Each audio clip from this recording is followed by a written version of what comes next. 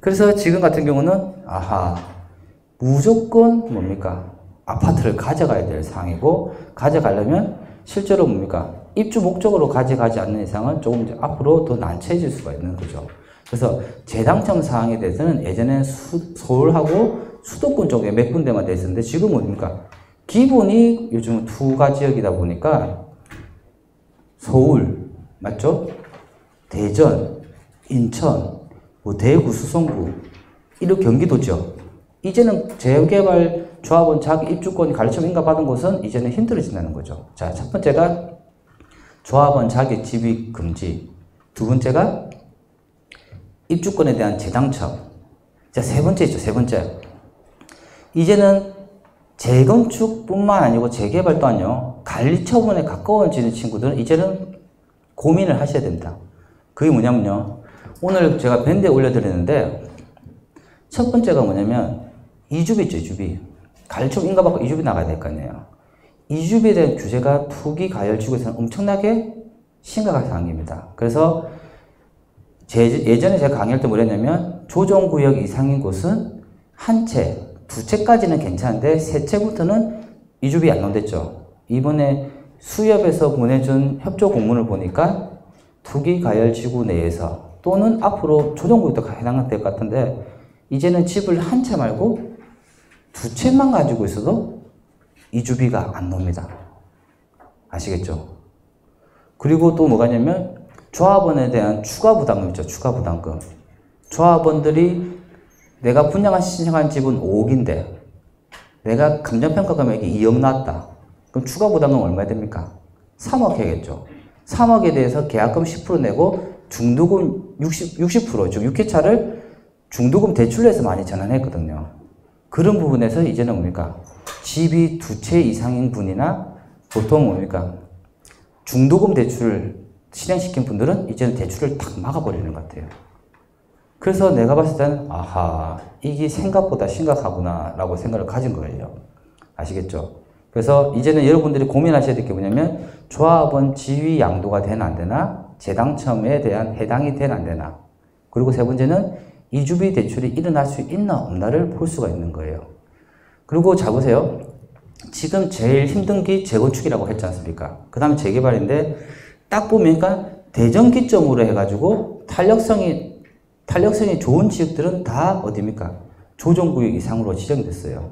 그러면 지금은요, 반사적으로 대전 밑으로 어디입니까? 강주, 부산, 대구 이 세 개 거점 강력시로 해가지고 아직 규제는 없어요.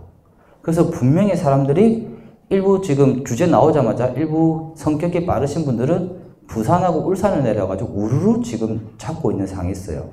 이 또한 제가 봤을 때는 매수 타이밍에는 빨리 잡아서 기분 좋고 가격 올라가는 게 좋은데, 매도 타이밍 때 또는 중간에 보유하고 있는 기간 안에서 규제가 나올 수가 있을 것 같습니다. 그래서 이번 규제의 특성을 말씀드리면, 일단 실수요자 중심에 있는 집에 대한 취득이 아니면 집을 못 사도록 규제를 막아놨고요. 그리고 기존에 있던 뭡니까?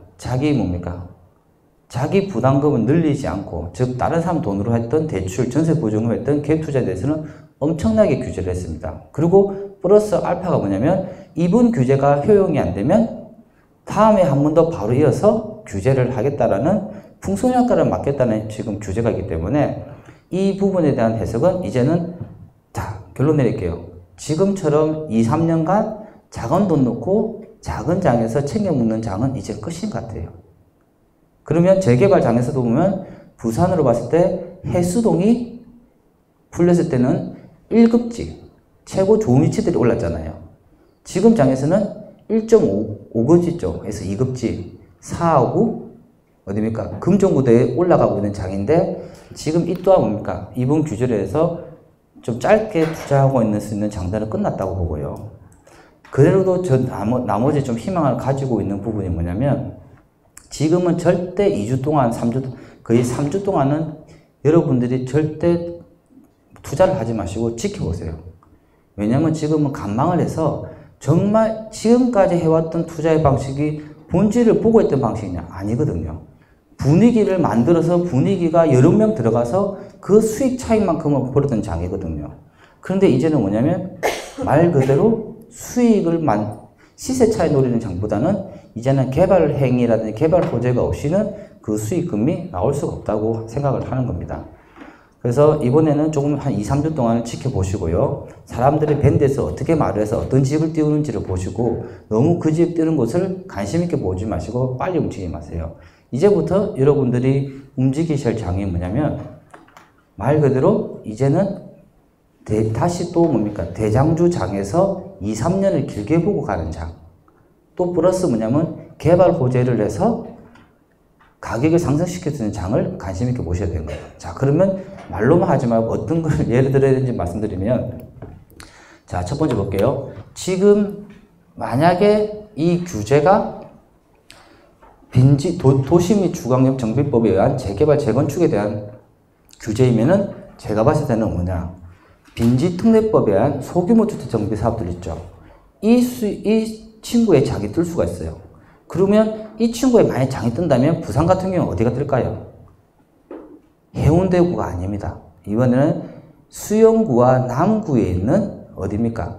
오래된 5층짜리 소규모 재건축들이 뜰 수밖에 없는 구조고, 즉 소규모의 장들이 조금씩 대두가 되면서 또 1급지에 있는 친구들이 리드를 해갈 겁니다.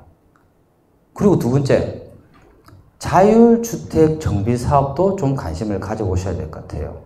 말 그대로 여러분들이 뭐 한 명, 두 명 공투해가지고 집을 사고 팔고 시세 차이로 놀지 않습니까?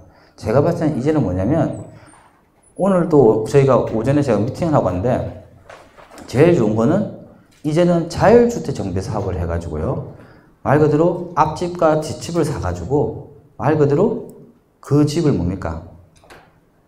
빌라라든지 다세대 주택을 전환시키는 거예요.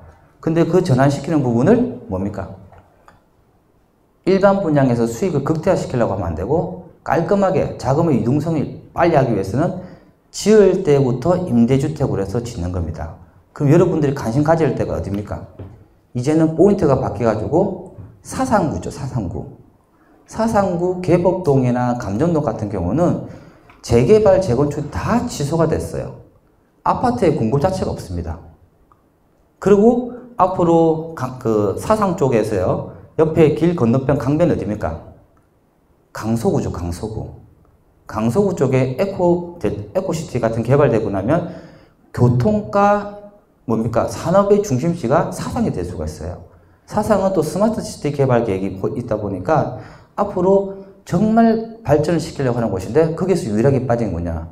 주택 시장에 대한 공급이 없다 보니까요, 그 사택이라든지 기숙사처럼 하기 위해서 요즘은 조금씩 하는 게 뭐냐면 앞집과 뒷집을 사가지고 자율주택 정비 사업을 해서 다세대 주택을 짓고 그걸 가지고 임대 사업을 하든지 또는 직원들의 기숙사를 쓰는 경우가 많이 있습니다.